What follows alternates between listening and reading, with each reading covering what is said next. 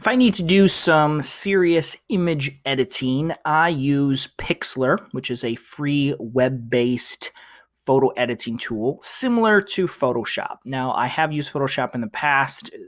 Photoshop is hands down the best image editor out there.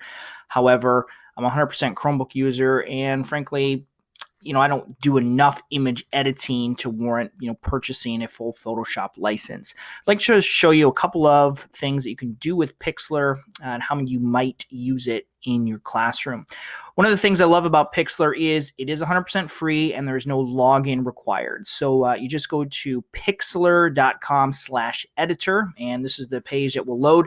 They do also have a Chrome app if you're on Chromebooks.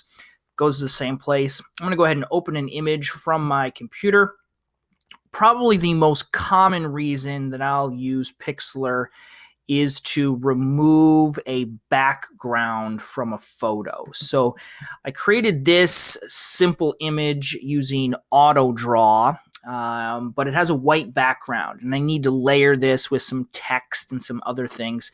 So I'm going to use the magic wand tool to eliminate the white background. So I'll click the magic wand, and this is able to look for similar pixel color and depth. So it can very easily find, the black border around the football, and then just by pressing the backspace key, I can delete that background. Now I can save this as a JPEG, and the transparent background will be maintained. So I'll go ahead and go to File, Save, and then make sure I just click PNG. If you do a JPEG, it won't. It'll have a white background again. So PNG, and hit the Save button. So that's probably the most common reason that I'll use Pixlr, is just saving or removing backgrounds from images. Super quick. Now, not all of them are as simple and easy as that. If you have got an image with a complicated background or texture, it's a lot more difficult, but that kind of just shows you what you can do. I'm going to go ahead and do something a little more complex. I've got a picture here of Abraham Lincoln from the Lincoln Memorial, and we're going to doctor this up a little bit, just add some different effects and things. So go ahead and select this image. I just went to Google image search to find this. This is a Creative Commons image, saved it to my computer, and then importing it into Pixlr. Now,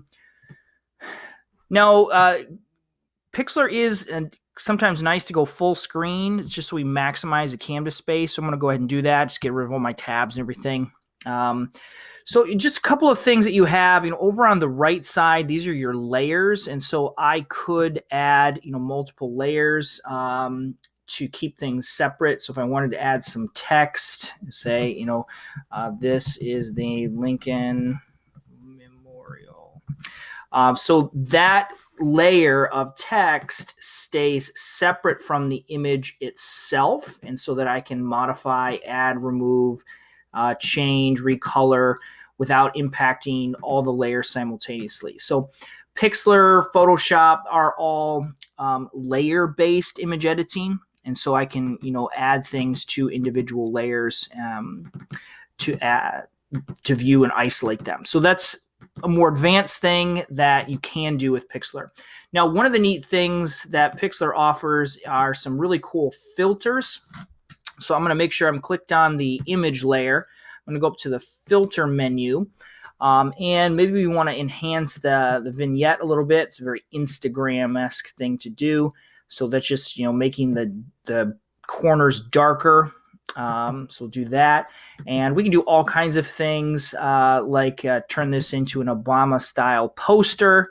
I can turn this into, I think they have a watercolor or pastel option, and it'll preview it for me. So we're making this into kind of a pastel painting style image.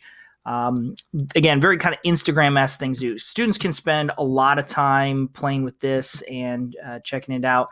The last thing that I'll commonly do is if I have a very specific application for an image. So if I know, for example, I'm going to put this image on Instagram, well, it has to be square. And so I'll go ahead and use the selection tool to select a square portion of the image, and then I'll go to the image menu and go to crop, and it'll size it as I cropped it. I can also, if I know the precise dimensions that I need, I go to image size, and I can actually type in the pixels or inches of that image. Pixlr is a great tool for students who have some experience with image editing. It's going to give a lot of options. You can really do some interesting, very cool things.